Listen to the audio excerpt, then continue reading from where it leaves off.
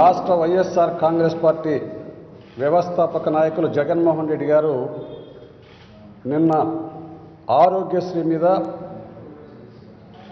ప్రజలకు కావలసినటువంటి బడ్జెట్ మొత్తాన్ని అందించకుండా చేస్తున్నటువంటి దశలో ఒంగోలులో ధర్నా నిర్వహిస్తే ఆ ధర్నాకు సంబంధించి జగన్మోహన్ రెడ్డి గారు చేసినటువంటి వ్యాఖ్యల మీద గౌరవ మంత్రి గారైనటువంటి సిద్ధ రాఘవరావు గారు, లోకల్ శాసనసభ్యుడు జనార్దన్ గారు అనుచితమైనటువంటి వ్యాఖ్యలతో విమర్శ చేయడం అనేటటువంటి దాన్ని తీవ్రంగా ఖండిస్తున్నాం.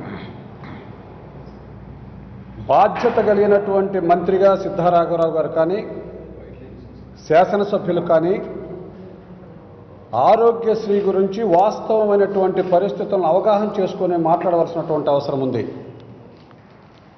వారు ఇచ్చినటువంటి విమర్శలో జగన్మోహన్ రెడ్డి గారికి ఏమీ తెలియదు, ఆయన నోరు అదుపులో పెట్టుకోవాలనేటటువంటి విధంగా హెచ్చరించినట్లుగా మాట్లాడుతున్నారు.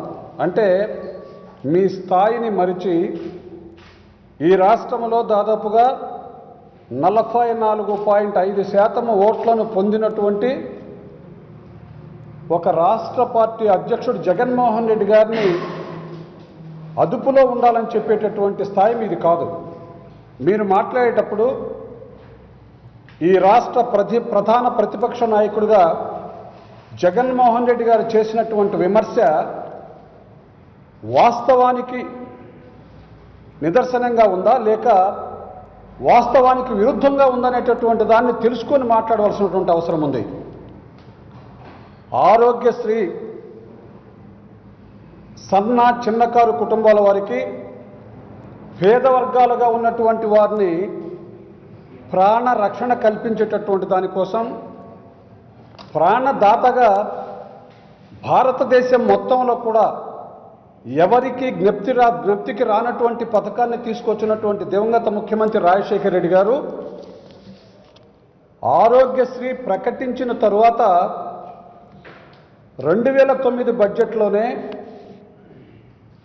ఆనాడున్నటువంటి బడ్జెట్ మొత్తం 1,00,000 కోట్ల రూపాయలైతే 11 సంవత్సరానికి 1,100 కోట్ల రూపాయలు ఆరోగ్యశ్రీకి కేటాయించినటువంటి ఘనతను మీరు గుర్తుపెట్టుకోవాలి. మీరు ఒక్కసారి ఆలోచించేయండి.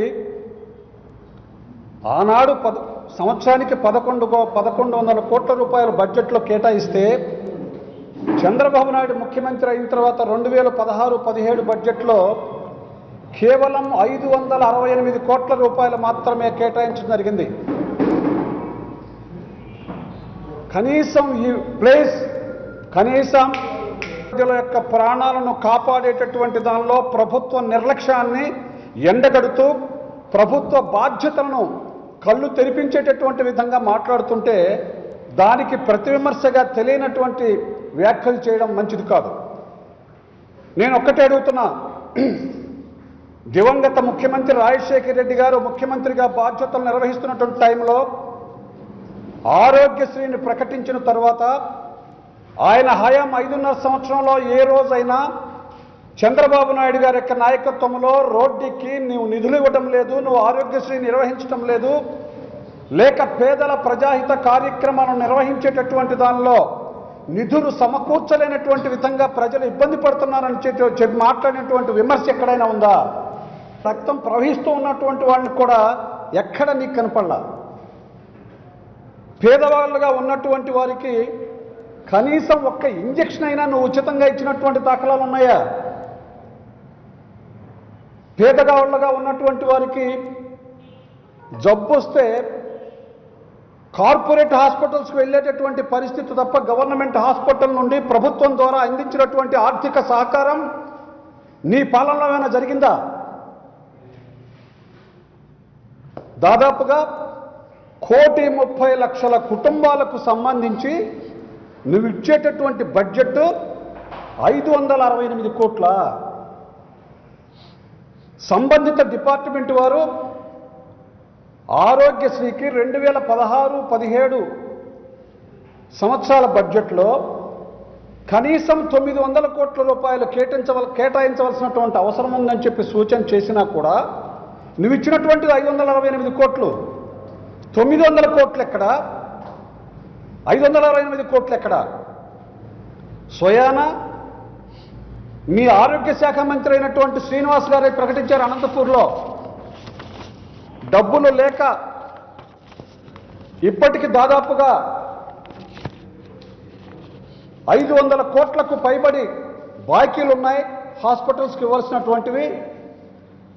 డయాలసిస్ కూడా మేము డబ్బు చెల్లించలేనటువంటి విధంగా ఆర్థిక ఇబ్బంది ఉన్నటువంటి చెప్పినటువంటి దాన్ని మరి మంత్రి గారికి కానీ ఈ విమర్శలు చేసేటటువంటి శాసనసభ్యులకు కానీ గుర్తు రాలేదా?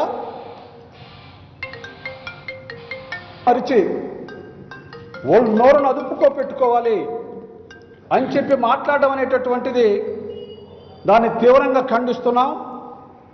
ఎవరిని ఏ విధంగా సంబోధించాలనో, ఎవరిని ఏ విధంగా మాట్లాడాలనేటటువంటి దాన్ని విఘ్నులైనటువంటి నాయకులు అర్థం చేసుకోవాలంటున్నారో నడవలసినటువంటి అవసరం ఉంది. ప్రతిపక్ష నాయకుడు వచ్చి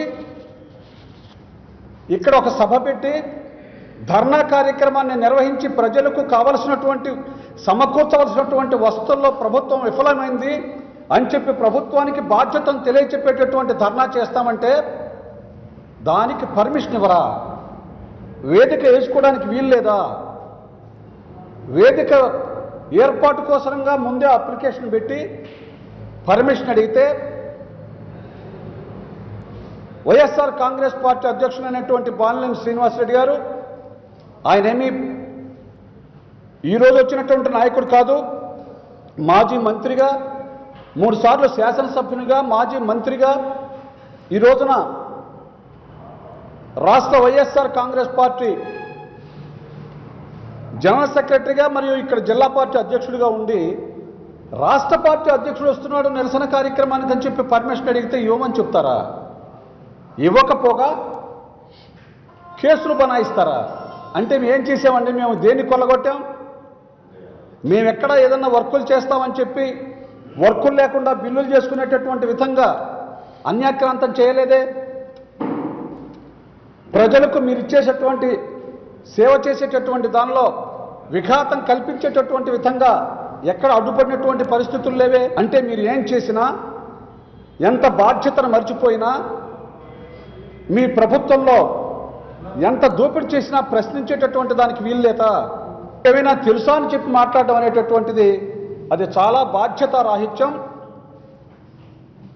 అనుభవం లేకపోతే అనుభవం ఉన్నటువంటి వారి సలహాలు తీసుకొని అయినా మాట్లాడడం మంచిదేమో, కానీ ఈ విధమైనటువంటి శుష్క వాగ్దానాలు చేసినటువంటి మీ నాయకులు అమలులో పూర్తిగా విఫలమయ్యామనేటటువంటి దానికి సమాధానం చెప్పలేనటువంటి మీ దయనీయమైనటువంటి స్థితిని కప్పిపుచ్చుకునేటటువంటి దానికి వ్యక్తిగత విమర్శలు చేయడం, మీరు అసమర్థులని మాట్లాడడం అనేటటువంటిది అది మీ చేతగానితనానికి నిదర్శనం.